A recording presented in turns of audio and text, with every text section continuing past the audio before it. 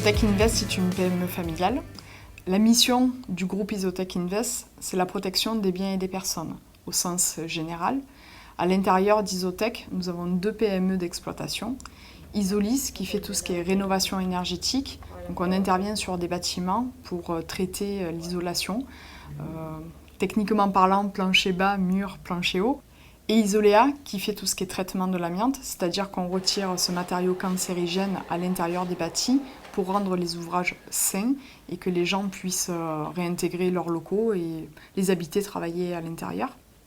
Nous sommes une PME de 49 collaborateurs. On rayonne sur le territoire du Sud et de l'Occitanie. Nous intervenons aussi sur Paris, principalement à l'intérieur de la couronne parisienne.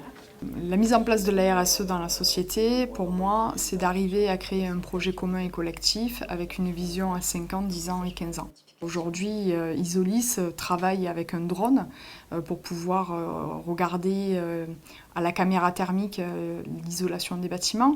On s'en sert aussi sur notre filiale Isolea, puisque ça nous permet de regarder les toitures. On fait un constat au départ, qu'est-ce qu'il en est sur le bâti, comment il a été construit, quel est son degré d'isolation actuel, pour pouvoir à un moment donné projeter les travaux et amener le bâtiment dans une pérennité. Donc on n'est pas dans une réflexion court-termiste, mais bien au contraire, on veut amener le bâti dans le temps, qui devienne pérenne et qui puisse sur les 20 prochaines années respecter la réglementation qui s'impose à lui aujourd'hui. Concernant le désamiantage, c'est la même chose. Au départ des travaux, il y a un rapport de repérage amiante avant travaux qui est établi.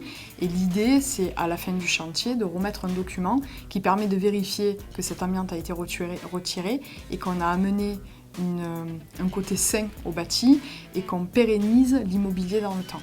On a la volonté de développer un circuit court, notamment avec des produits éco-responsables et en éco-construction. L'idée, c'est d'arriver à travailler avec des matériaux type balle de riz, paille de riz. Donc il y a des gros développements sur le pays d'Arles qui sont en train d'être menés sur le sujet.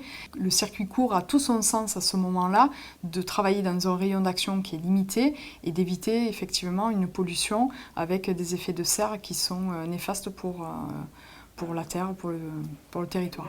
Concernant la fierté, pour moi, en fait, on est au début du chemin. Je serai fière quand les collaborateurs viendront me voir et me diront qu'ils sont épanouis, qu'ils appartiennent à une famille et qu'ils sentent qu'ils contribuent au bien-être, à la protection des biens et des personnes au niveau de l'environnement.